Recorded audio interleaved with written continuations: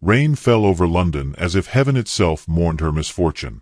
Each drop struck the cobblestones with a patient cruelty, soaking through her threadbare shawl and plastering her curls to her temples. She moved from one shuttered doorway to another, the weak lamplight glinting against the sheen of her soaked gloves. Her boots, once fine, were now scuffed and dark with mud. The city, indifferent and immense, swallowed her whole. For hours she had been knocking, at the baker's, the dressmaker's, the grocer's, each time lowering her voice a little more, each time trying to hide the tremor that crept into her words.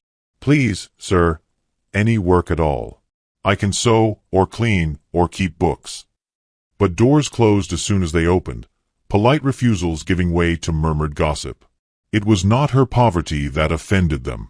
It was her name. The daughter of a merchant once respected on King Street, she had been raised with music, French tutors, and summers in Bath. Her father's bankruptcy and sudden death 2 winters ago had undone it all.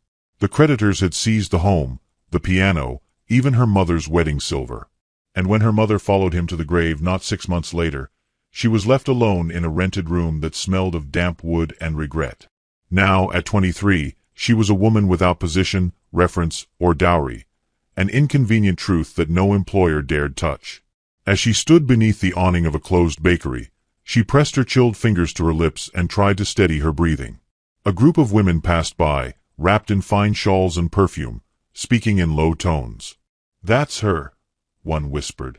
"The merchant's girl. I heard she tried to teach at St. Margaret's, but they sent her away." Another voice replied with pity that was worse than cruelty. "A shame. She was always such a pretty thing." She turned her face toward the rain, as if it could wash away the sting of their words. The city blurred through her tears.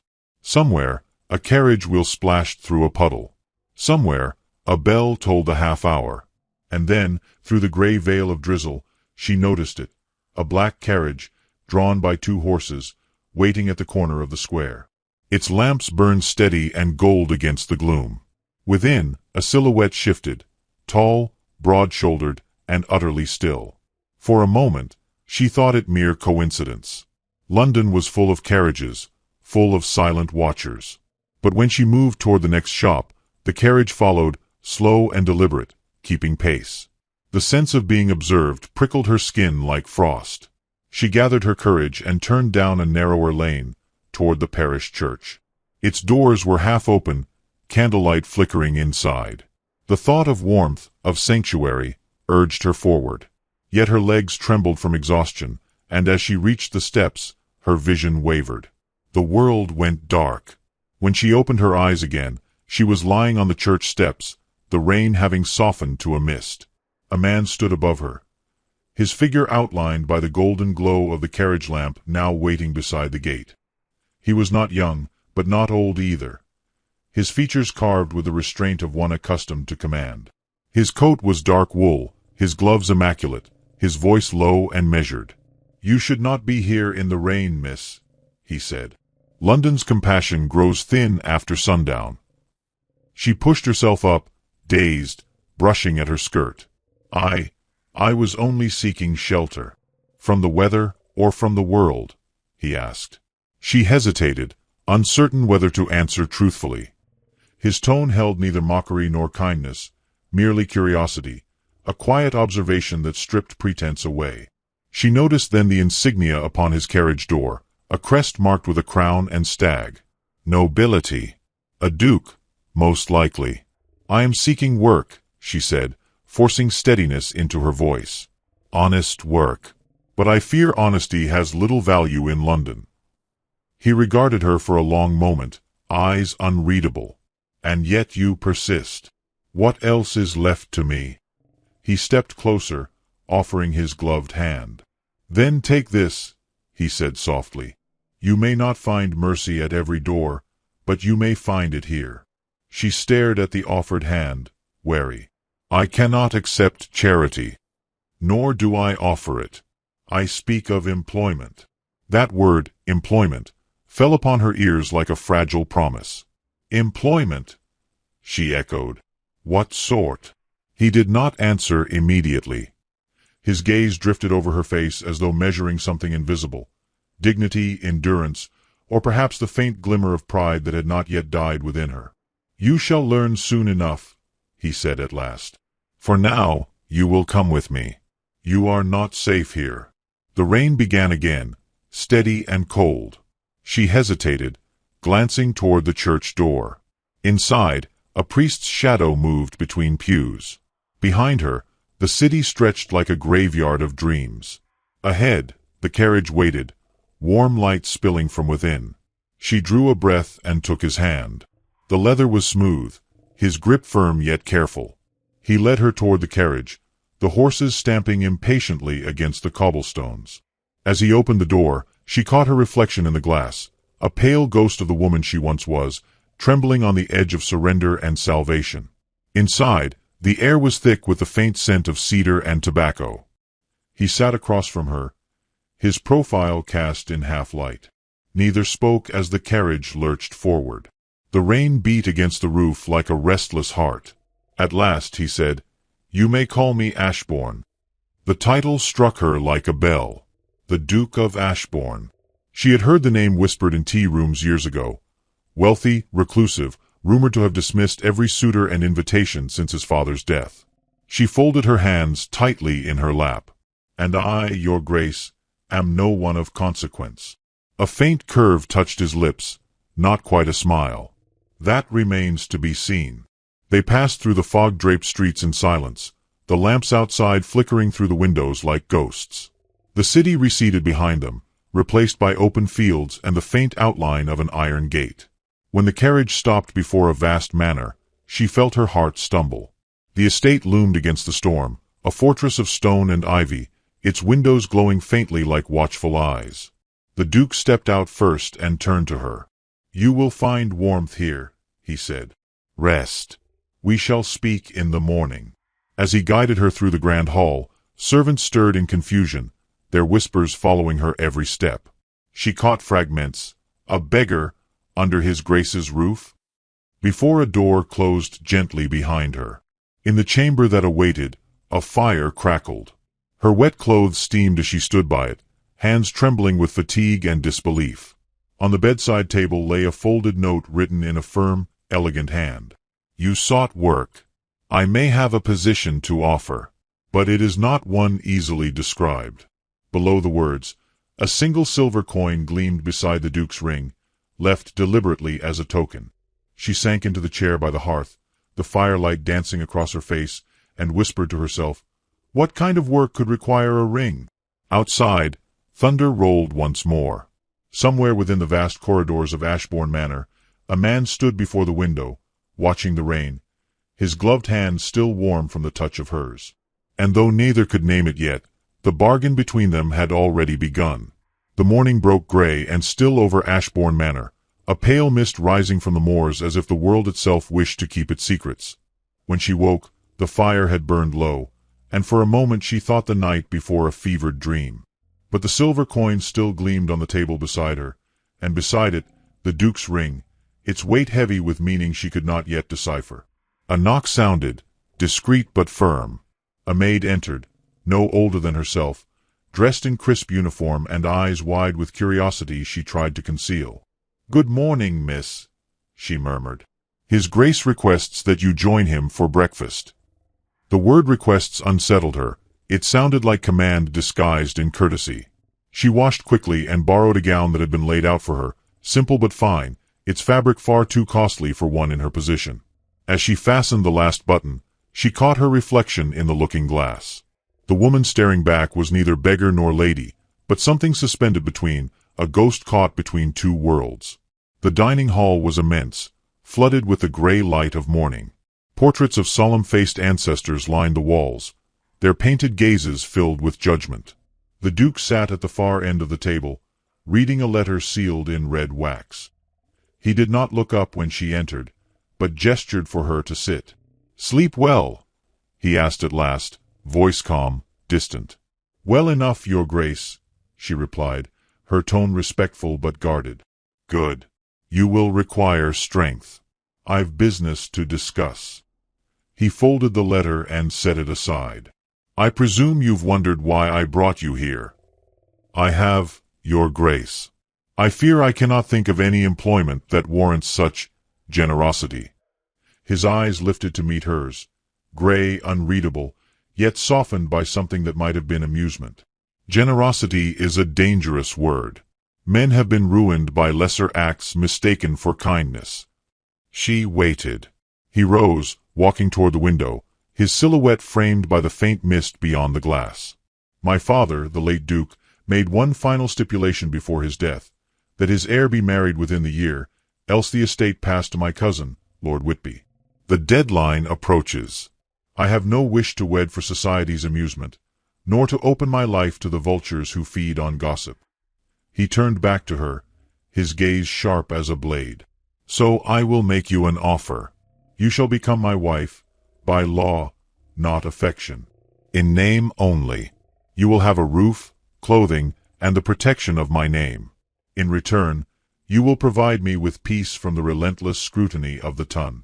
The words hung in the air like thunder after lightning. She stared, unable to speak. Your wife, she finally whispered. But, your grace, you scarcely know me. Indeed. And yet I know you better than those who pretend virtue while selling theirs for titles and diamonds. The insult struck not at her but at the world that had cast her out. He moved closer, lowering his voice. This arrangement serves us both. You seek dignity. I seek solitude. It is, I think, a fair exchange. She rose from her seat, trembling. Marriage is no contract of convenience. It is a performance, he interrupted, his tone soft but unyielding. In this country, appearances rule. You have learned that already, have you not? Her silence was answer enough. He crossed the room and placed something upon the table before her, a small silver locket. A token, he said, a reminder of what we shall pretend to be. When she opened it, she found it empty. There is nothing inside, she murmured. He regarded her steadily. Then perhaps in time, something worth keeping will find its way into it. She felt a warmth rise to her cheeks, part disbelief, part something she dared not name. You speak as though this is already decided. He inclined his head slightly. It will be, should you agree. You have until evening. With that, he turned and left her standing in the vast, echoing hall. By noon, the manor was alive with whispers. Servants carried trays and secrets in equal measure. She could feel their eyes follow her as she walked the corridors, the stranger rescued from rain now sharing a roof with a duke. In the servants' quarters, tongues wagged freely. A charity case, one muttered. Or worse. By late afternoon, word had spread beyond the manor walls. In London's parlours and drawing-rooms, the story took wings. The Duke of Ashbourne, long thought untouchable, had taken in a woman of questionable birth. Some said she was his mistress. Others claimed witchcraft or desperation. The ton fed hungrily upon rumor, as it always did. When evening came, she found herself again in the great hall. The Duke stood by the fireplace, one hand resting on the mantel, the other holding a glass of brandy he had not touched. I see the day has brought you no comfort, he said quietly. I have heard the whispers, she replied, voice low. They call me your charity, your folly. You will lose more than an inheritance by marrying me. You will lose your name. His eyes lifted, catching the firelight. My name was never theirs to keep. He stepped closer, close enough that she could feel the restrained power in his stillness. Tell me, do you fear scandal more than hunger? I fear pity, she said, and I fear becoming what they say I am. Then you understand me, he murmured. For I, too, have grown weary of being what they demand. Their eyes met, not as noble and beggar, but as two exiles cast from the same society that worshipped perfection and punished truth. I will not pretend affection, she said softly. Nor will I demand it, he replied. But I will offer respect and protection. That is more than most marriages ever contain. The clock struck 7. She looked down at the empty locket in her palm, its metal cool against her skin, and then back at him. Very well, your grace. I accept. A shadow crossed his face, relief, perhaps, or resignation. Then it is settled. There will be papers to sign. And tomorrow, my solicitor will make the announcement. But before he could speak further, a voice rang from the doorway, sharp, female, and filled with outrage. God help us all, what have you done? It was the Duchess Dowager, his mother, clad in mourning black, her eyes burning with fury. She swept into the room like judgment itself, servants scattering in her wake. You bring a ruined girl into this house and speak of marriage? Have you lost every sense of decency left to your blood? The Duke turned, unflinching. I have lost patience, mother. That is all. The Dowager's gaze fell upon the young woman, and her lips curled. He will tire of you before spring, my dear. Do not mistake his loneliness for love. The young woman stood motionless, pride anchoring her when fear might have undone her. I mistake nothing, madam, she said quietly, least of all the world's cruelty. The Dowager's eyes narrowed, but the Duke's voice cut through her silence. Enough. This house will honor my decision. She stays. The Dowager turned away, her gown sweeping like a shadow across the marble floor. Then may heaven witness the scandal you have sown. As her footsteps faded, the Duke looked back at the young woman. Do you regret it already? He asked. She met his gaze steadily. I regret nothing that was chosen freely. For a long moment, neither spoke. The fire cracked softly between them, and outside, the first snow of the season began to fall over Ashbourne Manor, white and soundless, like the world itself holding its breath. The rain had returned to Ashbourne that night, tapping faintly against the tall windows of the manor like the memory of a sorrow that refused to fade. The great house, usually so silent, seemed to breathe uneasily, its walls holding secrets too long kept. She had spent the evening in her chamber, staring into the small fire that sputtered in protest of the damp. Every flicker of flame cast her reflection across the silver locket resting in her palm. It was still empty.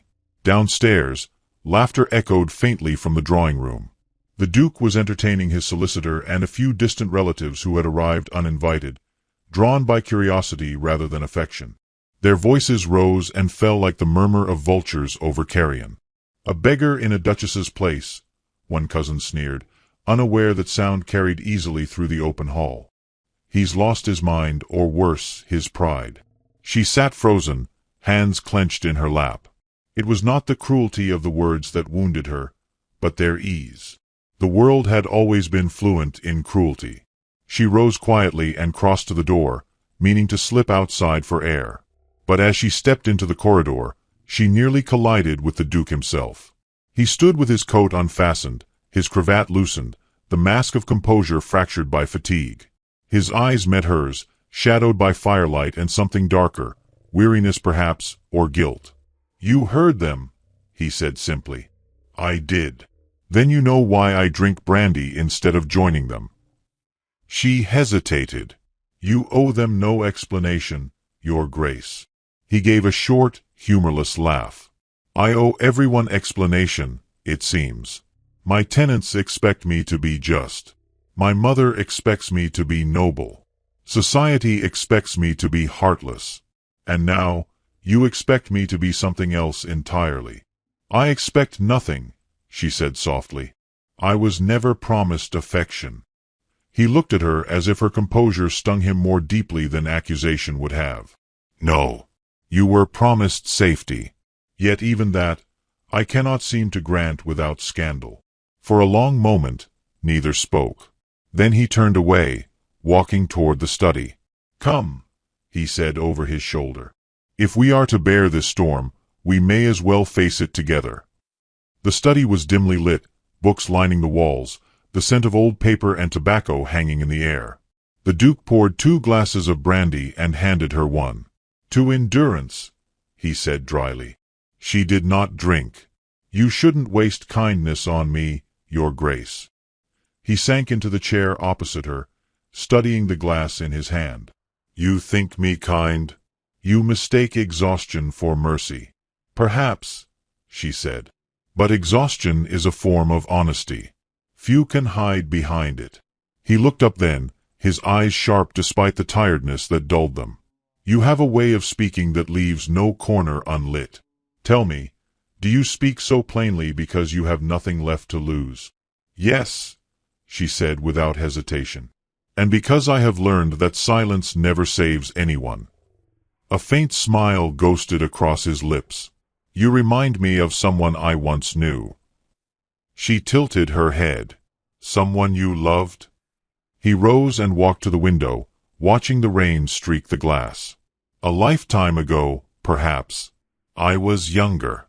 Foolish enough to believe a man's worth was measured by his name. She was the daughter of a general, sharp-witted, proud, full of life. She cared nothing for titles. Or so I thought." He paused, his reflection trembling in the dark pain. "When my father died, the debts he left nearly destroyed the estate. I went to her, desperate for comfort, but she had already accepted another man's proposal. A viscount. More wealth. More promise.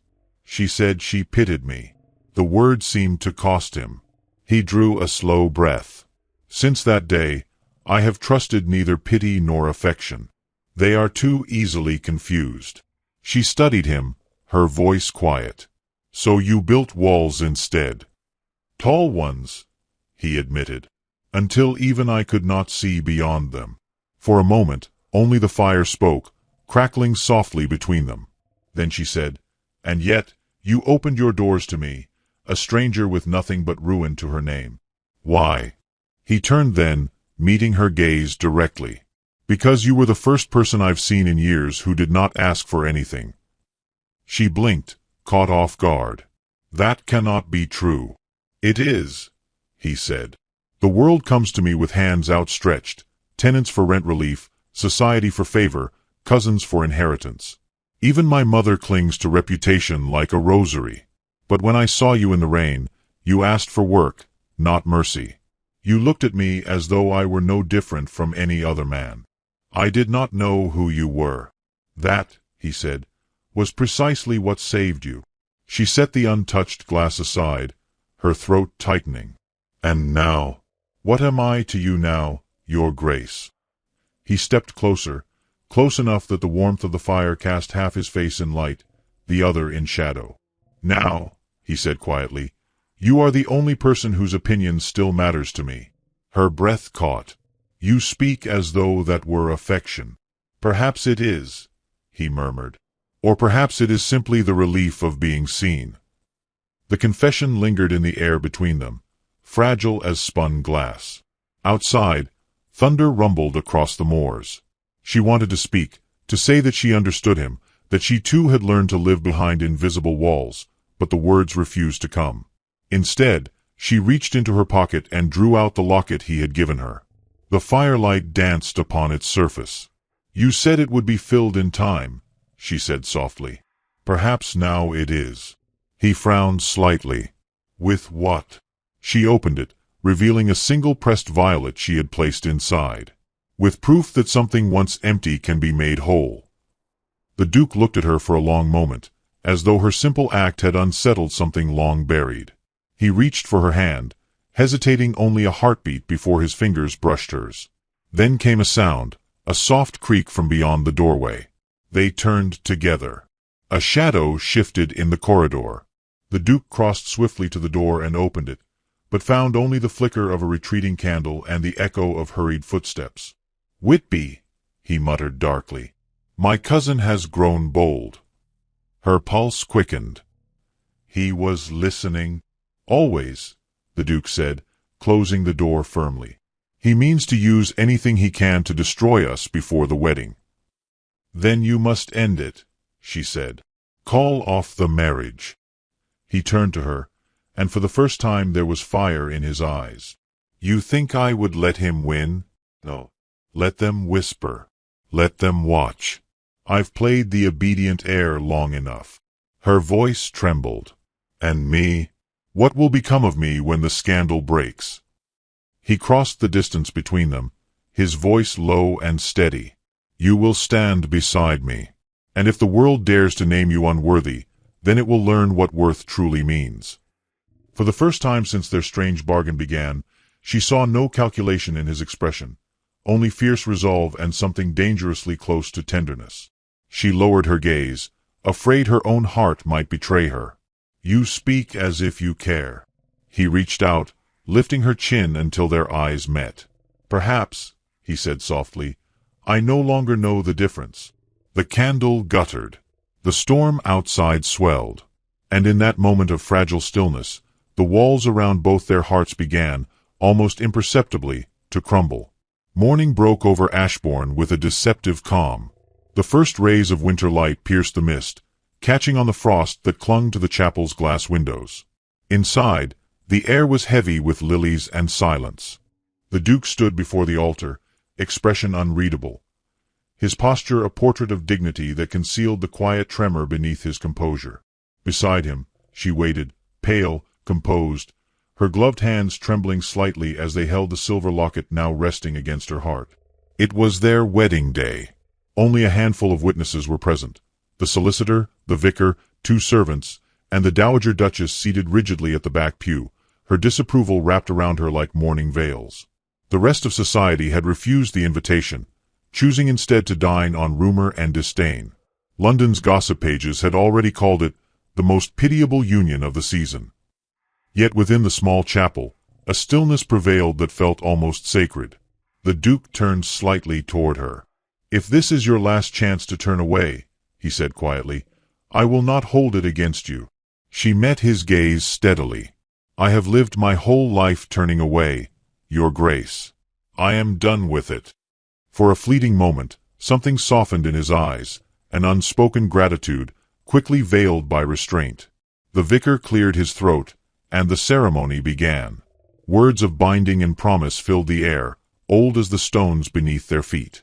When the Duke took her hand, she felt the warmth of his touch seep through her gloves, anchoring her against the rising tide of uncertainty. His voice was low, steady. "With this ring, I thee wed." But before the final vow could be spoken, the chapel doors burst open with a force that scattered the hush like shattering glass. Gasps rippled through the small congregation. Lord Whitby strode down the aisle, his coat unbuttoned, his expression triumphant. In his hand he held a folded letter sealed in crimson wax. "Forgive the interruption," he drawled, though his smirk betrayed no remorse. "But before we witness this noble act of charity, perhaps we should know whom His Grace truly weds." The Duke's face hardened. "You will leave this place, Whitby." "Not until I've delivered this," he said, holding up the letter. "A document sent to me, unsigned, but quite informative. It appears our lovely bride once served in a rather disreputable house in the East End." A murmur of shock swept through the pews. The Dowager Duchess went rigid, her fan falling from her grasp. The vicar hesitated, glancing toward the Duke, uncertain whether to proceed. She felt her blood turn to ice. Her voice faltered. "That is a lie." Whitby smiled with the oily satisfaction of a man who enjoyed his cruelty. "Then you will not object if I read it aloud?" The Duke moved forward, seizing the letter from his cousin's hand. He broke the seal and read the first lines. His jaw tightened, but he said nothing. The silence stretched until it became unbearable. Finally, she spoke.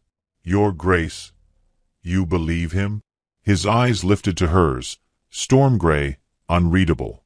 "I believe nothing until truth speaks for itself." Tears burned at the back of her eyes. "The truth is what stands before you," she said. "But if you must know, yes, I lived for a time in the East End. Not in sin, but in desperation.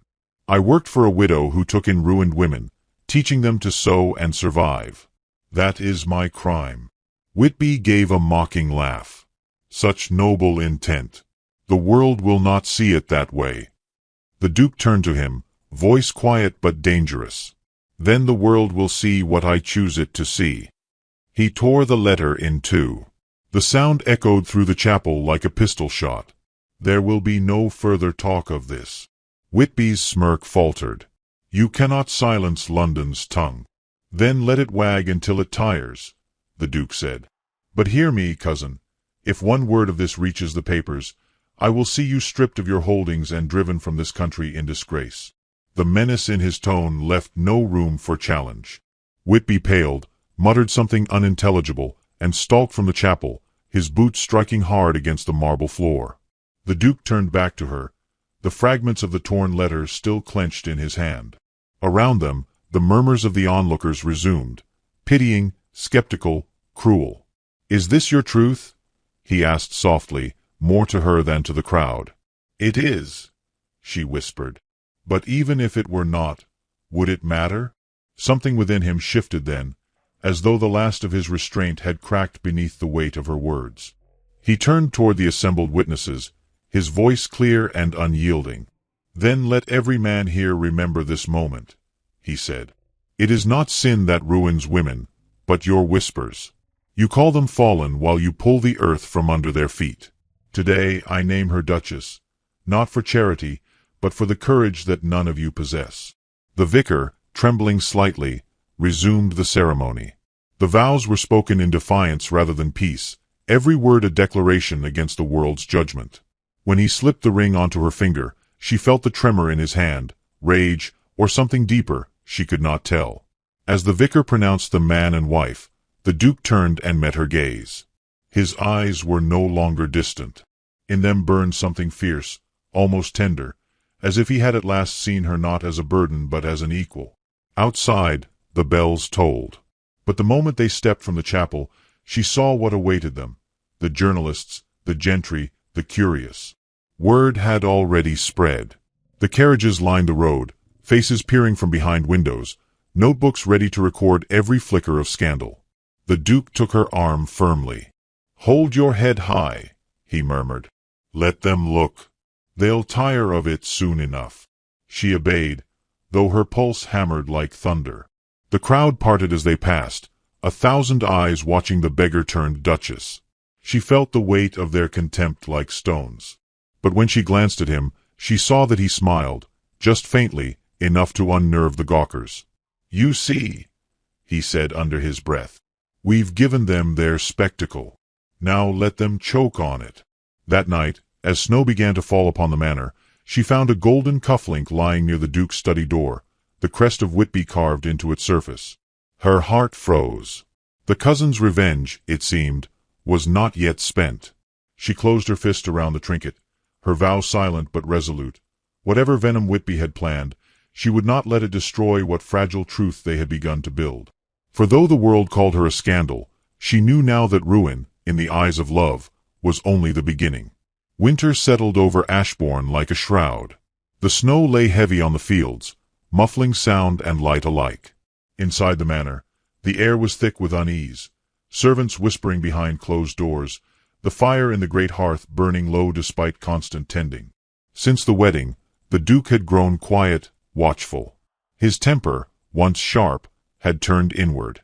The poison had come slowly, like frost creeping beneath a locked door. It began with a faint tremor in his hands, dismissed as exhaustion. Then came the fever, the cold sweats, the days he could not rise from bed. The physicians muttered of ailments they could not name, but she saw the truth in his pallor, in the way his cup of wine tasted faintly metallic when she tried it in secret.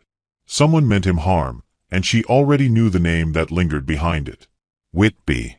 The cufflink she had found weeks before lay now hidden in her drawer, proof of the betrayal neither of them had yet spoken aloud.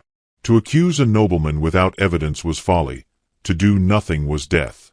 Each night she sat beside her husband's bed, pressing cool cloths to his burning brow, watching the life drain from the man who had once stood unshaken before the world's scorn.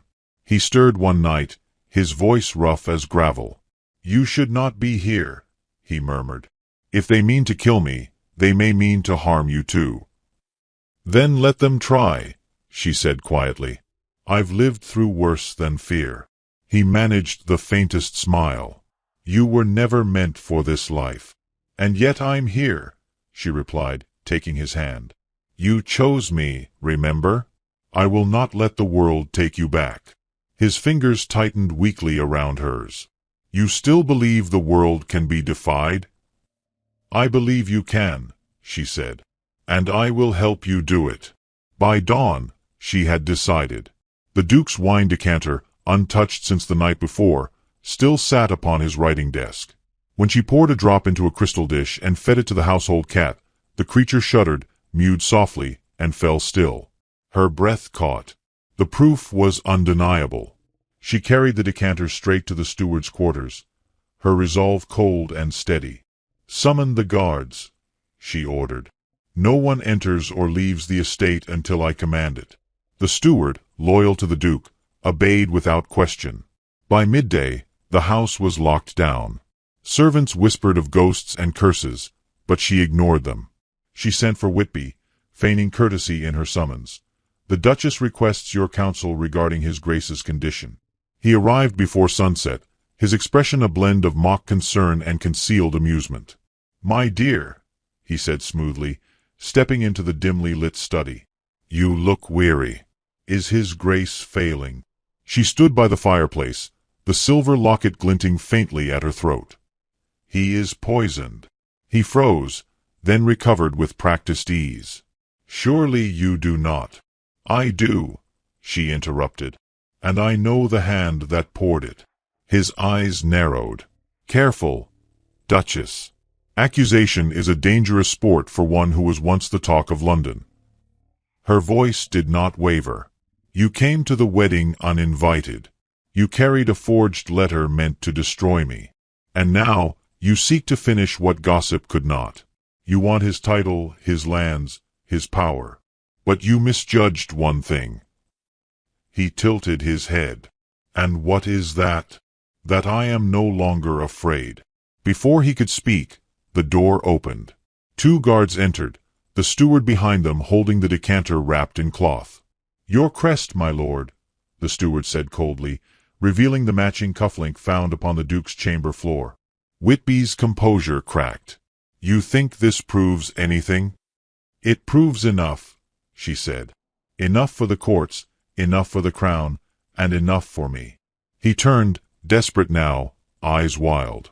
"You think the world will believe the word of a beggar duchess? They will call this another scandal of your making. They will call you his murderer." "Then let them," she said, her voice quiet as snowfall. "I have faced their scorn before and survived it. But you will not survive me." The guard stepped forward, seizing his arms. Whitby struggled, shouting curses as they dragged him toward the door. His voice echoed down the corridor until it faded into silence. When he was gone, she stood alone by the fire, trembling not from fear but release. It was over. Yet as she turned toward the stair, a cry came from above, one of the maids rushing down the corridor, pale and breathless. "Your Grace! The Duke! He's fading!" She ran. He lay where she had left him, his skin ashen, his breathing shallow. The doctor had already gone, declaring there was nothing more to be done. She knelt beside him, clutching his hand. "Listen to me," she whispered. "It's finished. Whitby's gone. You are safe." His eyes fluttered open, the faintest smile ghosting his lips. "Safe," he repeated. "That is a word I never believed in." "Then believe it now," she said fiercely. "Because I will keep it for you." He raised a trembling hand to her cheek. "When I asked you to marry me, I meant it as a convenience. I thought I was saving myself from the world. I never imagined." She shook her head, tears spilling freely. "Don't speak. You'll tire yourself." But he continued, his voice barely more than breath. "I never imagined the world could be beautiful again." She bent close, pressing her forehead to his. "It still can be," she whispered. "You only have to stay." For a long moment, there was silence. Then, slowly, his fingers closed around hers, not in weakness, but in strength renewed. "Then I will," he murmured. Winter thawed in the days that followed. The snow melted from the moors, the sky pale with promise. Whitby was tried and exiled, his name struck from the family records. The Duke recovered, slowly but surely, and the scandal that had nearly destroyed them became London's newest fascination, a tale too extraordinary to condemn. Years later, the Duchess was often seen walking the gardens of Ashbourne, a child beside her, the silver locket glimmering against her gown. Inside it lay the pressed violet she had once placed there, still whole, still vivid. When asked about her fortune, she would only smile faintly and say, "It began with a lie and ended in truth." And somewhere, within the manor's high windows, the Duke would watch her with quiet reverence, the man who had once offered a bargain and found love instead. For though society had once named her fallen, it was she who had taught a duke to rise.